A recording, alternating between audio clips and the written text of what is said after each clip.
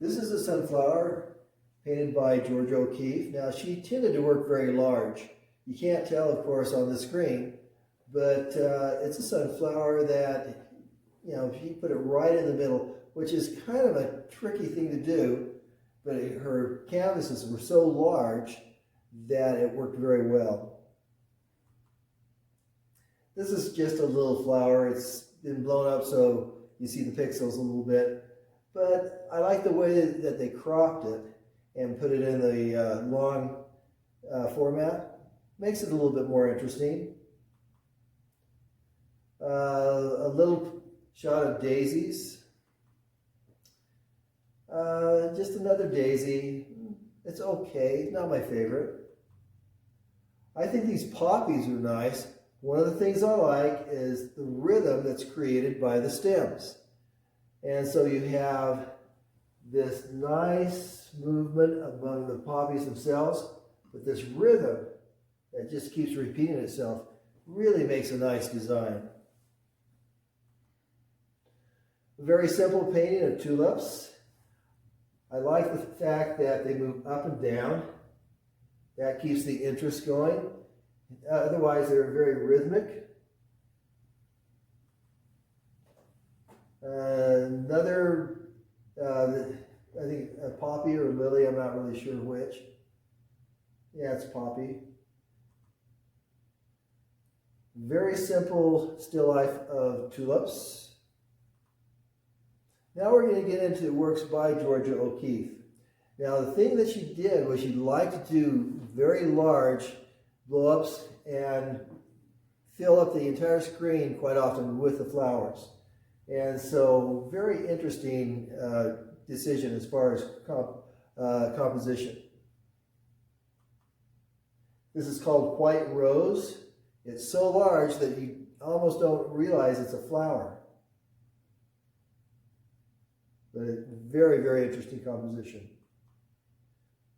Okay, this is petunias, and she has 3 petunias that you can recognize very easily, and she has them pointing different directions. Okay, another flower. Not sure what type this one is. Morning Glory. Now, Morning Glories are very, very small. You know, the heads are not much bigger than a $50 or a quarter, somewhere in that range. And yet this is a very large painting, so. Now you've seen this before. We use this as an example with the elements of design. This is hibiscus, and I really love the contrast between the negative space and then the positive space. Gypsum weed. These are poppies. Now once again, her composition is just the flowers themselves, and very large, and I like the way that this line curves and kind of separates everything. This is called Rose, or Pink Rose. Okay.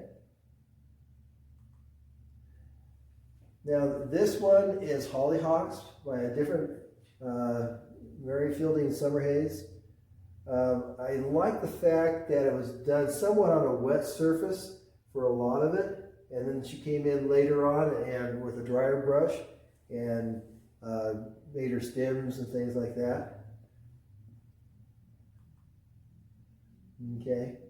Now, I like this because look at the freedom that she had.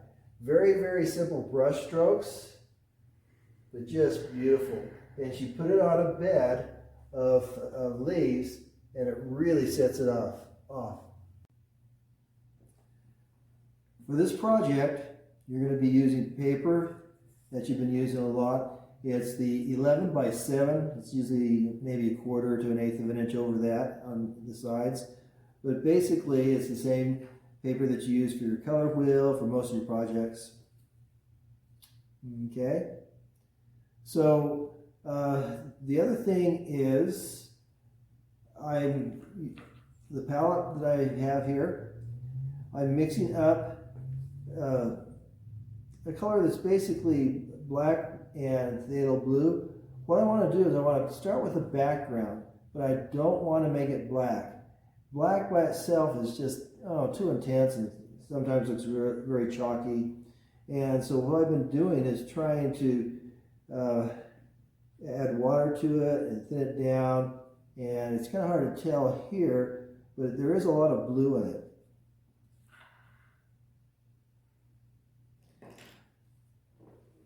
So I plan on doing the background first, and then I'll let that dry.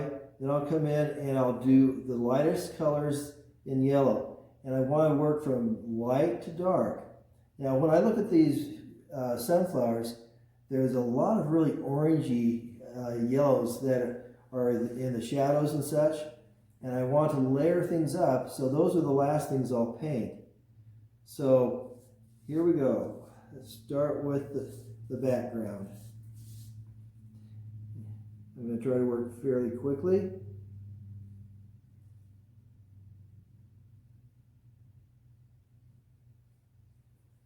And it's very hard, as I look at the monitor, it's very hard to see, but as I'm painting this, it is not black at all. It's a fairly rich, kind of a navy blue.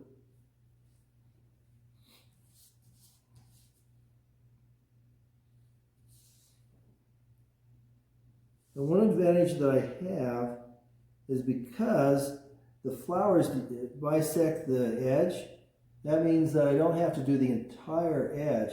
I have a place where I can naturally stop.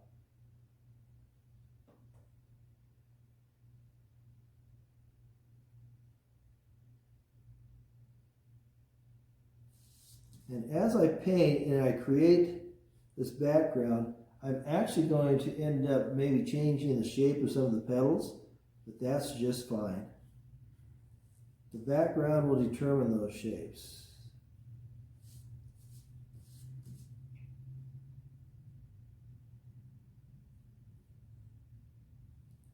And of course, some of the most famous sunflowers that were painted by Vincent van Gogh. Or if you're from Europe, it's more of a Vincent van Gogh.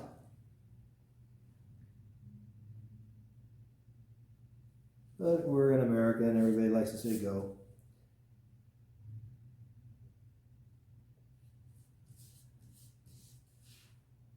You always have the option to change colors a little bit. Just because the color is a certain way in what you're looking at, if you decide that you want to change that color, that's your option. After all, you are the artist.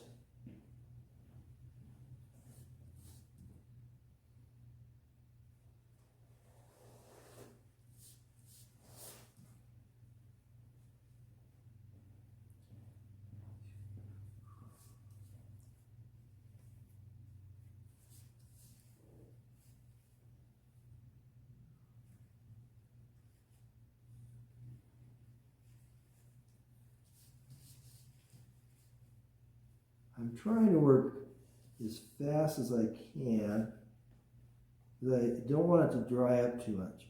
But I've come to a point where I'm breaking the surface of the picture plane with the petals, and so it's a natural place to stop right there. And I'm almost at the same place here. And I think I will stop right here. Okay, so I'm going to take some water and just kind of play with this and try to get some of the streaks out a little bit. Let the water do its thing.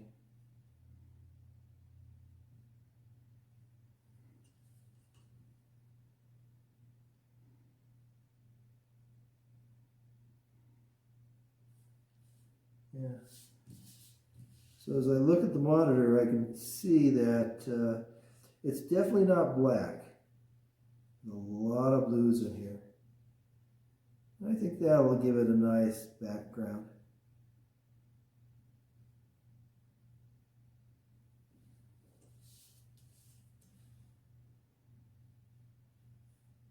Okay.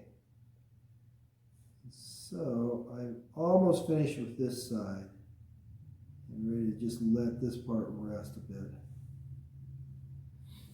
Okay.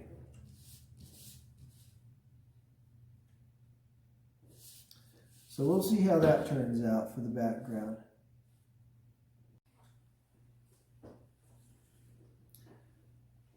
Okay, so now I painted my background, and there's a few wet spots, but basically it's fairly dry, so I'm ready to work on the next phase. Now, what I've chosen for my subject matter, you can see in the corner of the monitor, it's a collection of 4 different sunflowers. And what I did is I went down to the store and I bought 4 groups of flowers and took lots of photos and got rid of most of them, but between those and one that Margie took outside of something that's called arrowleaf, which is a wildflower in our area, I think there's 19 different photographs that you can choose from. And once again, you can crop these down.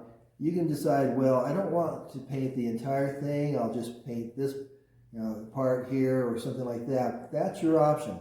The other option that you have is that you can go out and find your own flowers.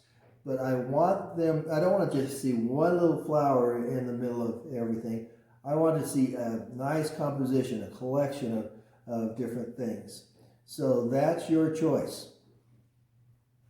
So now, the next thing I'm going to do is I'm mixing up a green because I want to paint the different leaves and the backs of the flowers that are green. And those are a smaller part, and if I start doing the yellow, I may lose those. And also, here's my piece of paper towel that I use to test all my paints on every time I mix up a color or something like that. I always want to make sure that it's the color I think it's going to be. So now when we're doing this, we always want to work light to dark. Once I get a dark color down, it's very, very difficult to make it lighter. And so I'm going to come in and I'm going to lay down a very light color. Now, because I've already done my background, I can paint up to it fairly easy and not worry about having a light spot. If I were to do it the opposite way and paint my yellow flowers and then try to come in, chances are I'd have a lot of little white spots in between. Okay, so as I look at my monitor and trying to figure out what's what, I know that this is a leaf here.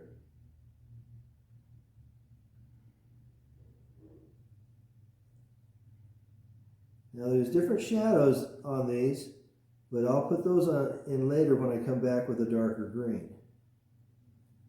Right now I'm just basically getting the background of the leaf. And I keep looking around and saying, let's see. This is the stem here.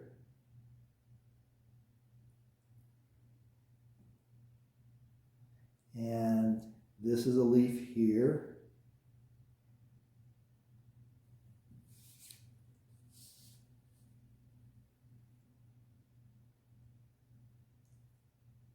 And that's a very important thing about watercolor.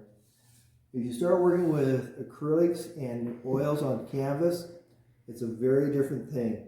You always start with your darks and you put your lights on top. And the reason that that's different than watercolor is, we've talked about this so many times. This is called, okay, that's a leaf here. This is called transparent watercolor. In other words, what gives you the light colors and everything else is that the colors are not opaque, and so the white of the paper shows underneath it.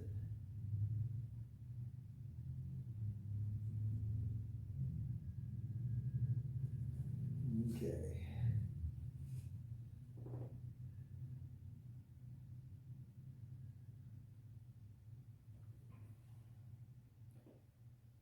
And we've talked about this a lot. We really want to have the paper show through because that's what gives watercolor its beauty. Okay, so I'm going to continue painting, trying to find anything that's green and paint those pieces, and we'll be back in a moment.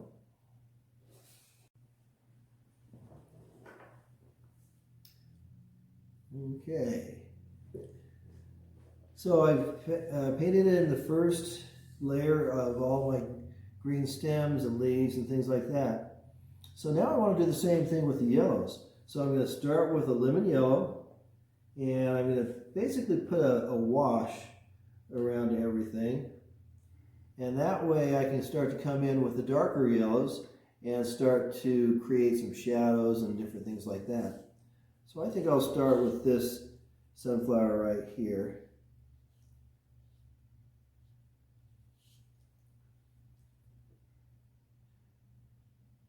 Remember, you are the artist. We're not that concerned about creating another photographic image. We're more concerned about coming up with a nice composition and coming up with colors that we really like and things like that.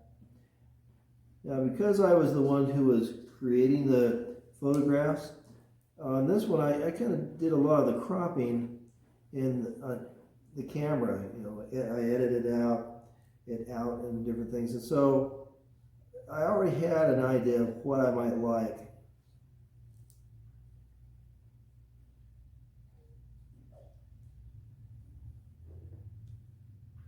So I'm going to come in here and just make sure that all the petals have an under coating of yellow.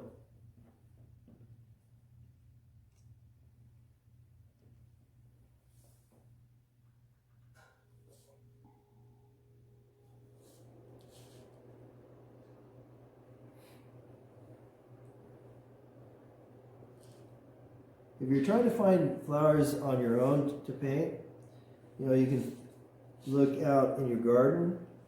You can take photographs of wildflowers. Right now in our area, arrowroot, or actually it's arrowleaf balsam root. It's a native flower, a wildflower, that was actually used by the Native Americans for food.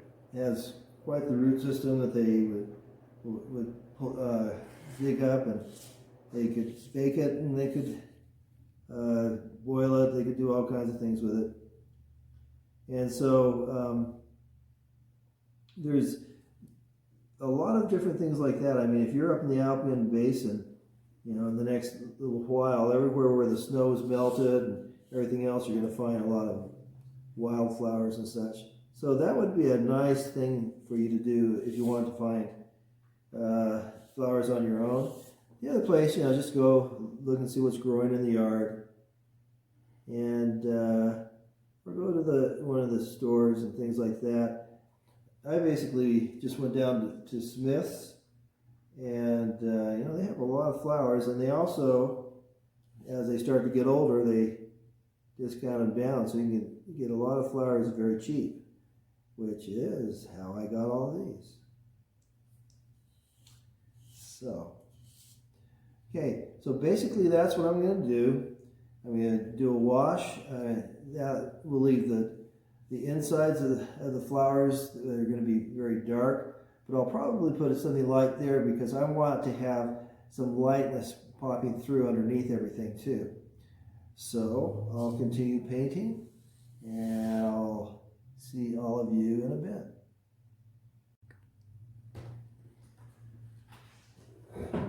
Okay, so what I've done basically is just do a wash.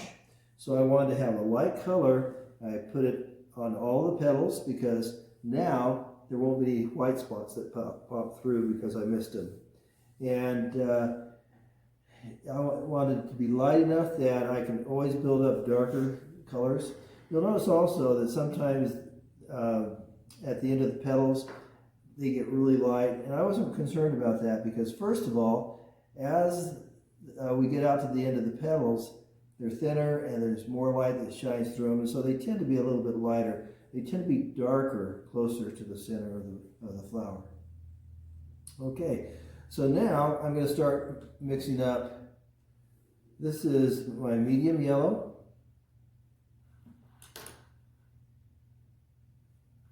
And so I'm going to get it going. And this is where it really helps to have your image that you're looking at close by, because at this point, you know, you want to start putting in detail. And I'm going to wait on the leaves. They're dark enough that I'm going to do them a little bit later. And so right now, there's a lot of overlapping in different things right here. So I'm going to just start making some lines coming out, start building this up.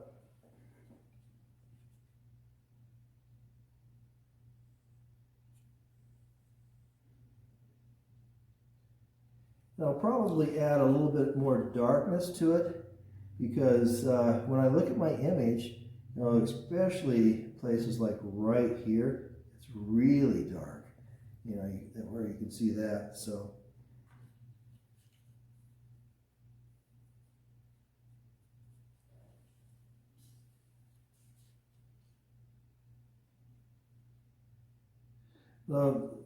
work on either edges or things like that that'll show a little bit more definition.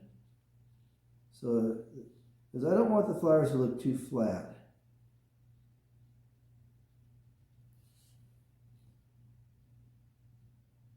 And anywhere where things are overlapping and there's a slight shadow, I want to be trying to make that a little bit darker also.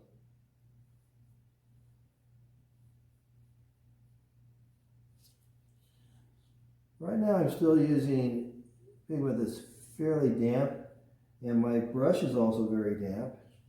But eventually I'm going to move to a more dry brush technique. And I think on this flower here, I'm going to put a shadow underneath it on this side.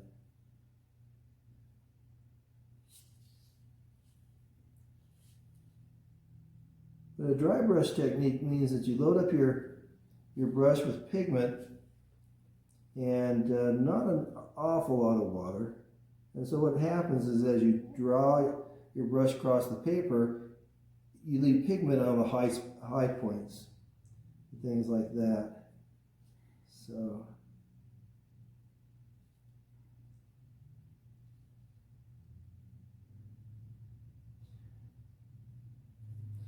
now, one of the reasons that you draw your pencil lines kind of light is because we don't erase them. And so if you've got big, heavy graphite lines everywhere, they're going to show up, and that's not all that cool. And so you want to draw with an HB or lighter. So, you know, I don't like 4Hs too much personally, but like an H or a 2H or something like that would be pretty nice. But that way, if you want to leave your lines, pencil lines, it's no big deal. And normally, once you get about 4 feet away, you can't see them anyway. So it's not, usually it's not considered that crucial.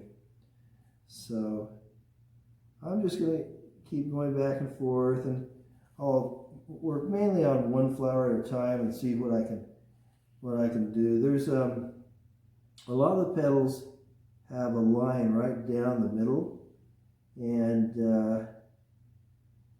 I was looking at that while I was drawing this out.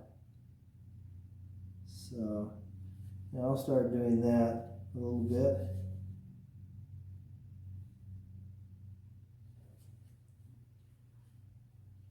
But anyway,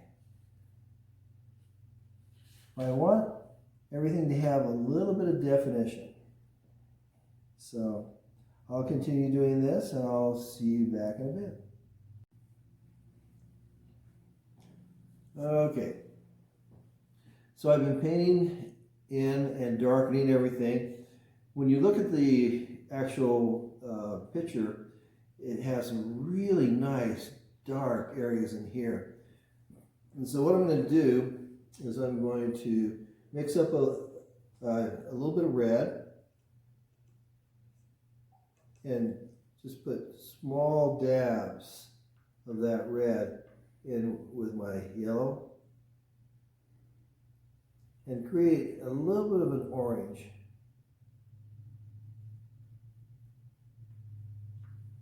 We'll see how that goes.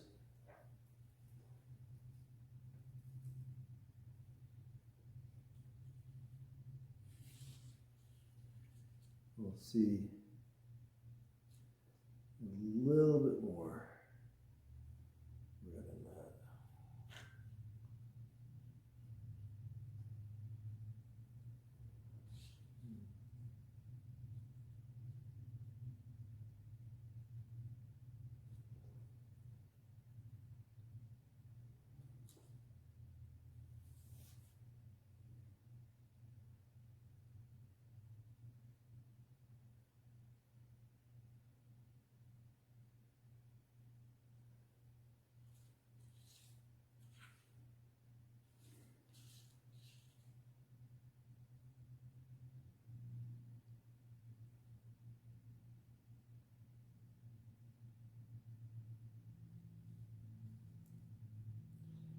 Part of this is a shadow, and part of it is the light bouncing off of the inside of the flower and just coloring everything.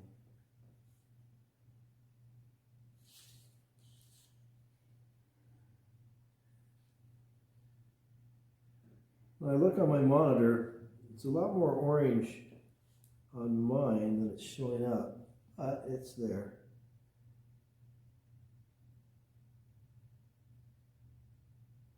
And I can actually darken this area right here also.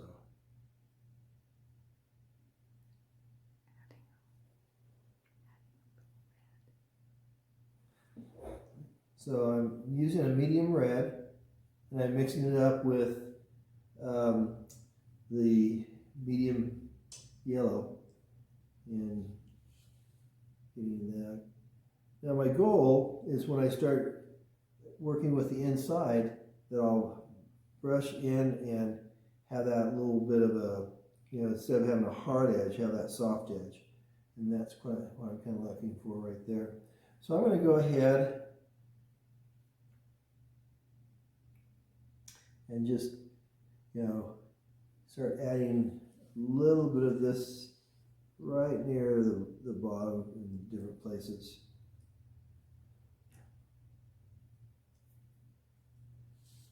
I'm going to use a drier brush and kind of pull this through.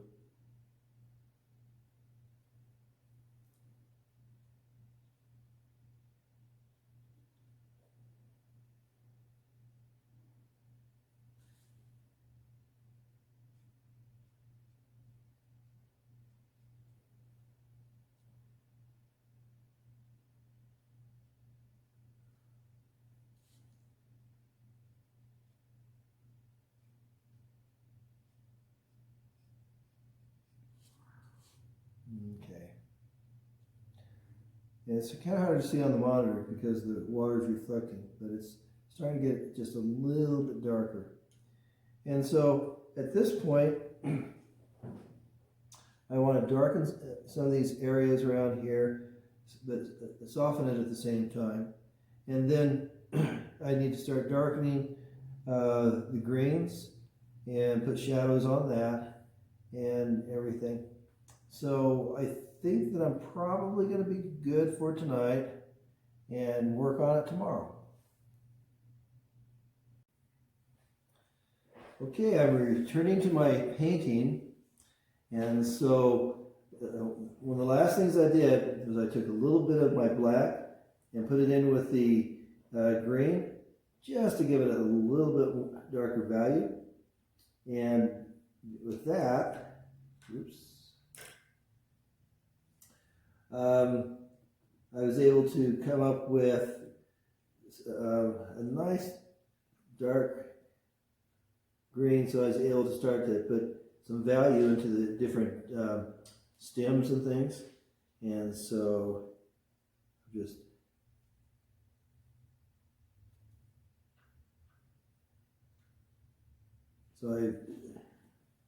added water to everything to kind of bring my paints back to a usable form. Okay, so I'm in the middle of trying to darken the petals as they're coming out. Now these are the shadows right here, but at the same time there are some other shadows that pop up in between, and so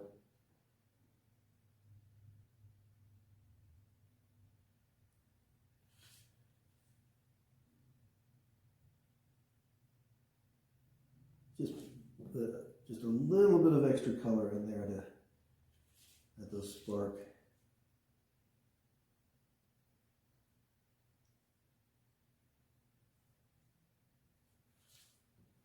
Okay. I want to do the same thing over here. So what I'm doing is I'm mixing a little bit of medium yellow with a little bit of medium red, or brilliant red, rather. And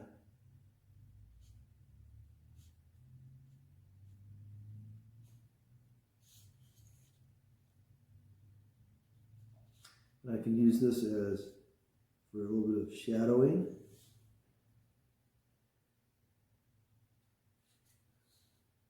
It's very subtle. I mean, it's not a big value change, but it's enough to give it just a little bit of contrast.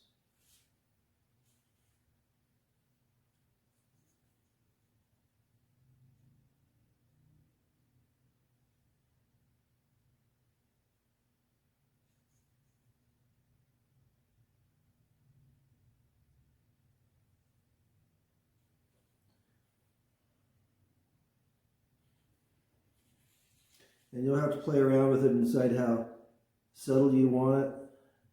Because of such a dark background, that lets me know that I'm going to have a huge contrast between the light and the dark.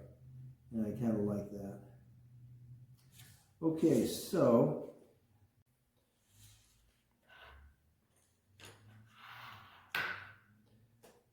I'm going to take some of my green,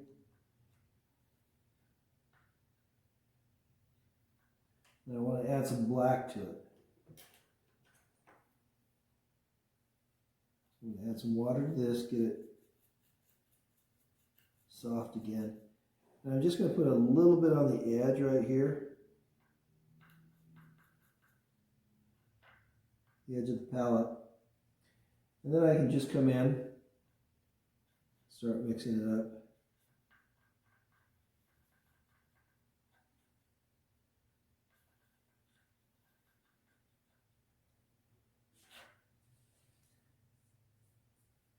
And I'll test it a little bit.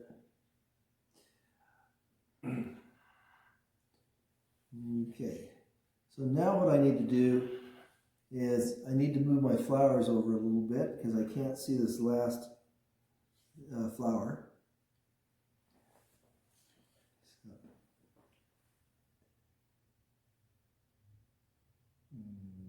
okay. There we go. And so now I can see all the different leaves here, and they're very dark in some of these places, especially where they're coming in and out of the flower petals.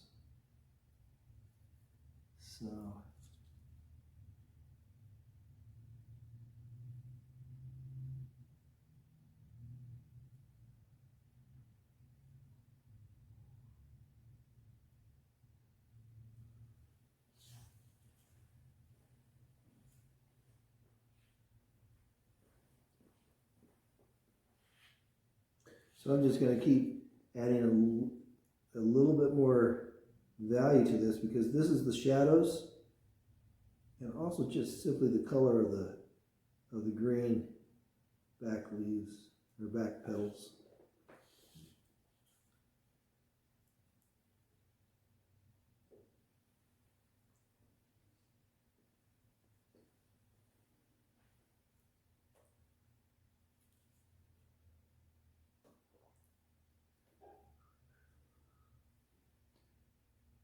So this is just like when you were doing your value chart. If you need to have a more intense value, you can always add just a little bit of black to it, but it doesn't take very much. So you want to be careful. You don't want it just to suddenly look black. You just want it to look like a darker green.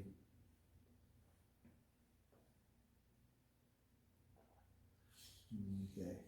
I'll look at it and I think it needs more value down here.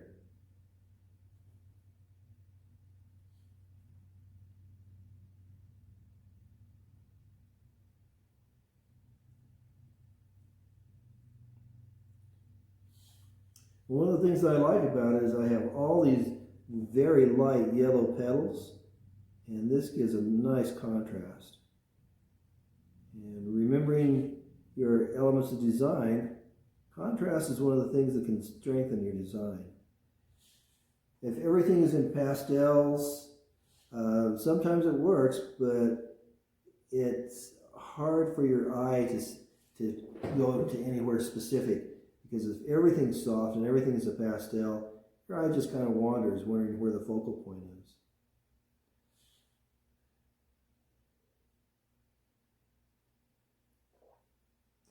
So,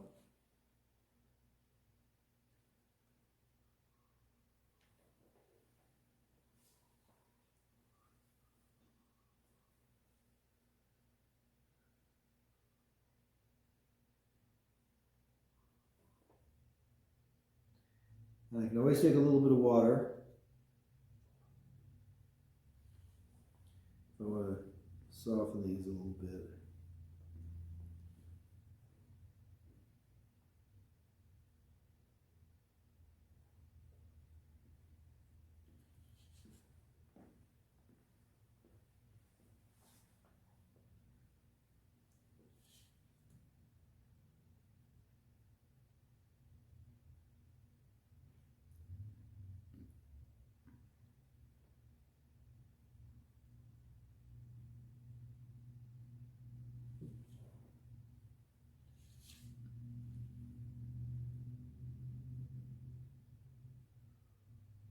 Okay.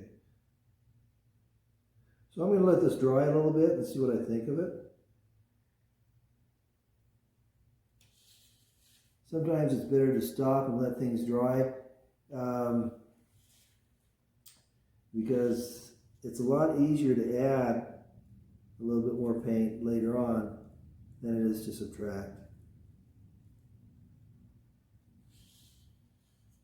Right now I'm basically trying to soften a few things with water.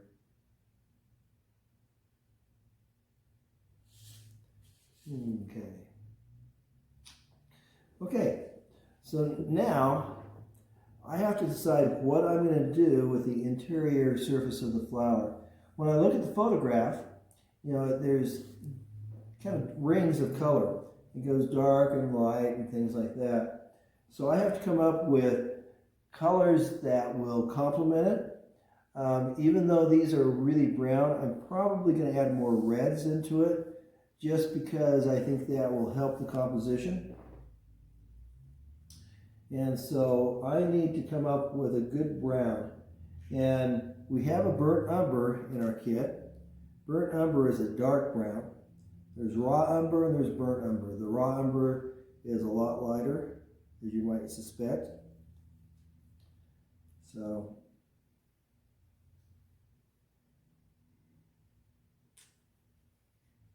I'm going to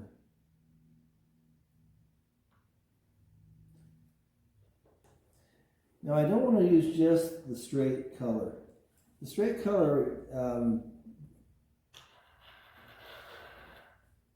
color may not be all that exciting. I'd like to be able to mix some different colors into it, so as I'm painting, you can see reds fading in and things, but the first thing I need to do is I need to put down a layer of base.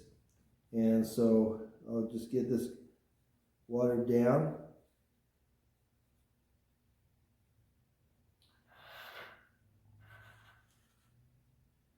I'll come in here. I'm just going to put down a base layer, background. And I'm also going to get a bigger brush.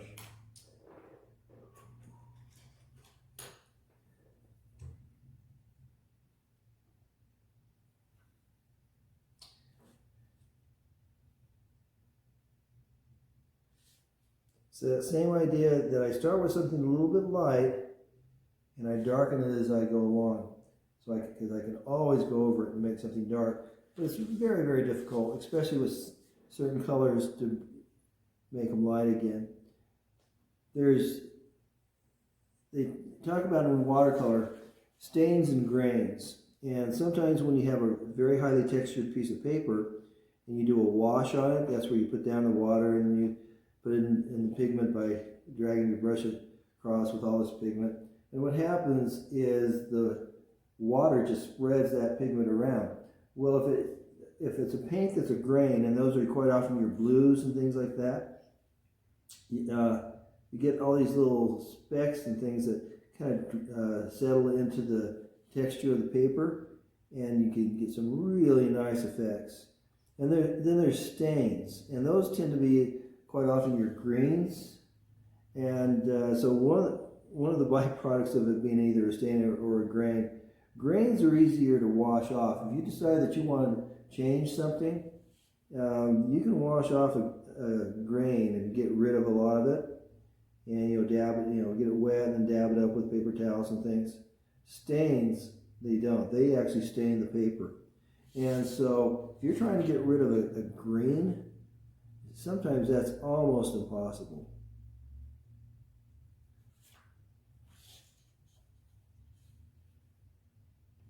So I'm going to come along here and add some water to smooth everything out a little bit.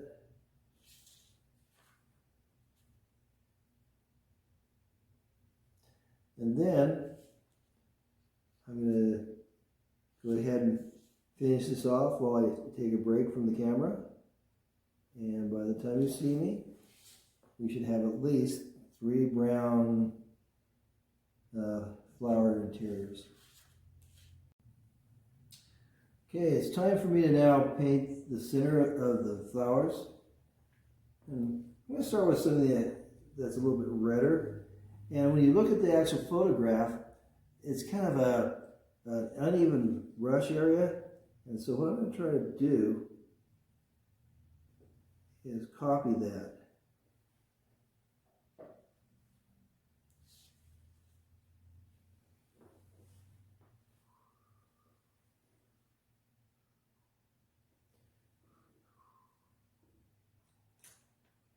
The other thing that I can do also is I can start with a drier brush, and that'll give me a little bit more texture. And I think that's what I'll do.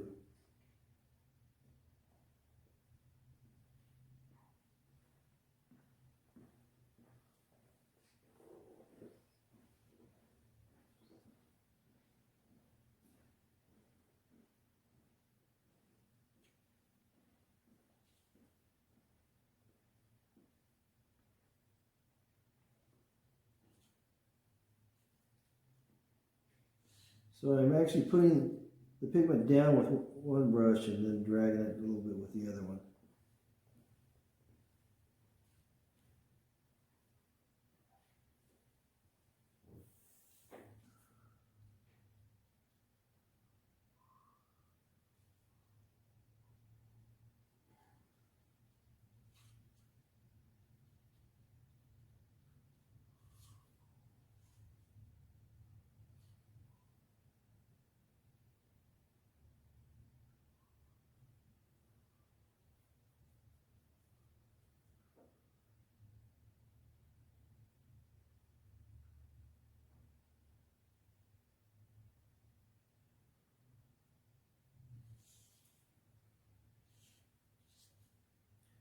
Okay.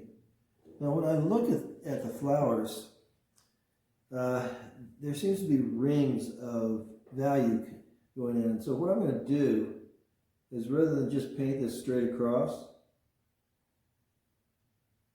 I'm going to paint from the outside in. And that way I can kind of mimic that whole idea of value rings.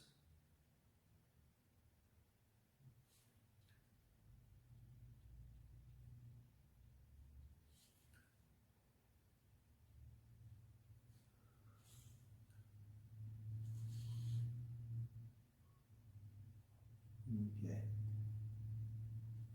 And I'll just keep on doing this until I'm near the center. Okay, so what I've been doing is just taking my pigment and applying it with very short brush strokes as I come around. And what it's doing is it's creating a little bit of texture, because that's what I see when I look at the inside of this sunflower. There's a lot of texture. It's basically, those are all the seed pods that are going to mature.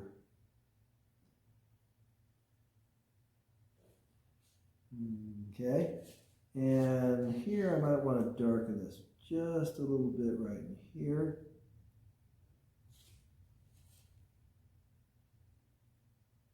But by staying with the small strokes, it definitely leaves a texture.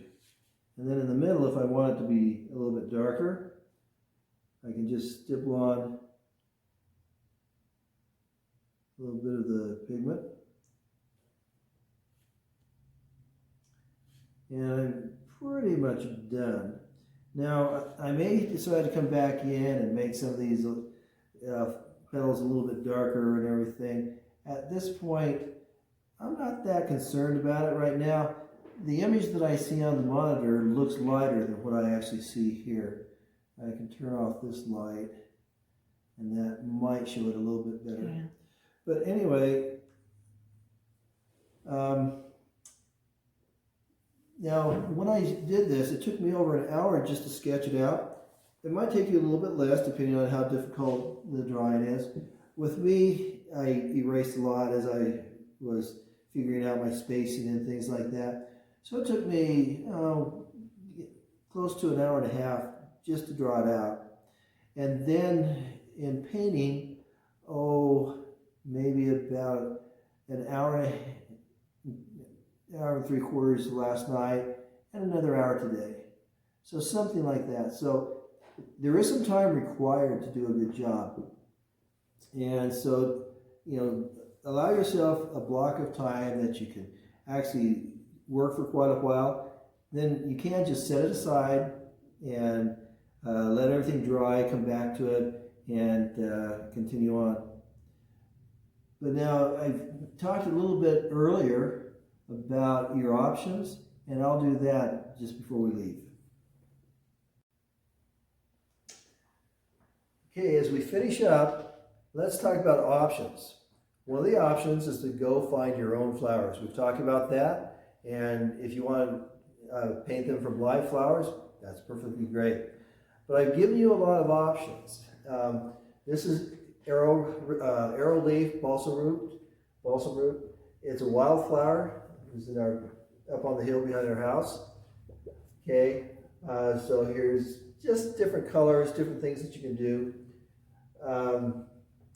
And you can take a photo like this and crop it out, and just say, I like it from here to here, and do that.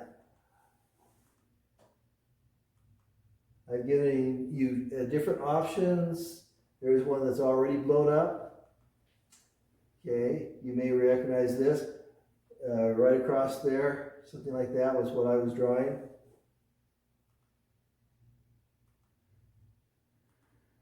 That's the one that I used right there. That's the image I used.